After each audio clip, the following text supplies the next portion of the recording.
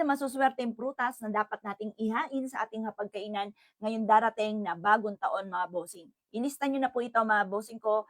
At para po mga bossing, di ba minsan nag-iisip tayo, pagdating na sa palengke, wala kang lista, hindi mo alam kung ano ang bibilin mo. Kaya dapat mga bossing ko, mailista nyo ang aking mga sasabihin upang sa ganon, ngayong darating na bagong taon, may listahan ka na, alam mo na yung mga bibilin nyo. Kasi minsan, ay hindi 'to bilog, ay hindi 'to gataw, may mga bossing. Kaya kailangan ito ilista niyo dahil ito po mga bossing ko, yung mga masuswerteng prutas. Ano po ang masuswerteng prutas? Unang-una, orange. Bumili ka ng orange mga bossing. Kapag orange yat-yat, iisa lang po yan mga bossing. Pare-parehas lang po yan. Kaya ito po ang aking ituturo sa inyo, iba-iba po ito mga boss. 'Pag po halimbawa mga bossing ko, orange, sumisimbolo ito ng kasaganahan. Tapos yung bilog, ito po yung nag-a-attract ng pera. Parang barya. Yan, nag-a-attract yan para mabilis gumulong ang magandang kapalaran. At saka isa rin po yan sa mga uri ng citrus na nagtataboy ng malas. Pangalawa, mga bossing ko, mansanas. Ang mansanas, lalo't pulang-pula mga bossing ko, yan po ay nag-a-attract ng for love and for happiness ng pamilya mga bossing. Ganun din pa mga bossing ko ang ubas na sumisimbolo ng kasaganahan. Mga bilog-bilog po ang aking mga tinuturo. Siyempre, watermelon mga bossing. Yan po, bilog din, swerte rin po yan, at ang kulay niyan ay pula sa loob mga bossing ko na nagtataboy ng malas at umahatak ng swerte. Number 5, melon. Ang melon mga bossing ko ay sumisimbolo rin po ito ng long life at ang kulay niyan ay kasaganahan ang dulot mga bossing. Ganon din pa mga bossing ko ang pomelo or kaya suha, yan po yung anim.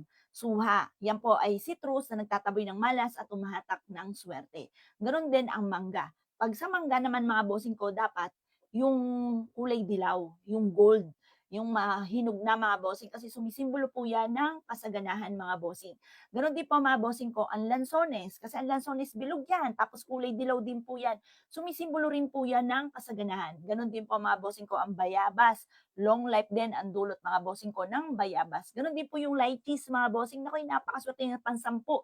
Lychees mga bossing, maswerte rin po yan. Maging ang kulay po niyan ay sumisimbolo ng kasaganahan. Ganon din po mga bossing ko ang chiko. Nako, maswerte rin po yan. Sumisimbolo yan ng for love and for happiness. At ang pan-12 ay ang peras. Nako, kasaganahan ang dulot. Yan po mga bossing. O, ilista nyo na mga boss. Kasi minsan, samot-samot at nabibili kung ano-ano na. Tapos magkabukod pa yung kiat-kiat na maliit, tapos yung orange, parehas din po yan. Isa lang din ang bilang po niyan mga bossing kasi pag nasa palengke na tayo, minsan nagpapanik, hindi na alam kung ano ang mga bibilin. O, nailista niyo naman po ba ang aking mga pinagbababanggit mga bossing? Kaya mainam mga bossing ko, yan po yung mga nakain sa atin sa pagkainan. Hindi kasama ang saging po dyan mga bossing ko ha. Dahil sabi po nila mga bossing, di ba yung saging para nakaganyan? Parang isang taong kang manghihingi mga bossing. Hindi kasama yung saging sa mga nabanggit po natin mga boss. Pero kung gusto nyo, maglagay din niya kasi ang kulay din yan ay dilaw mga boss. Yan, sumisimbolo po yan ng kasaganahan. Pero sa mga nabanggit ko, walang kasama. Karamihan po dyan ay madalas ay bilog sa aking mga nabanggit mga bossing.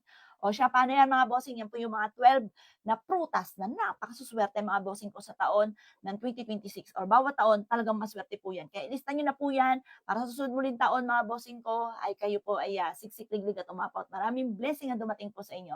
O siya mga bossing, Happy New Year po sa inyo po lahat in advance mga boss.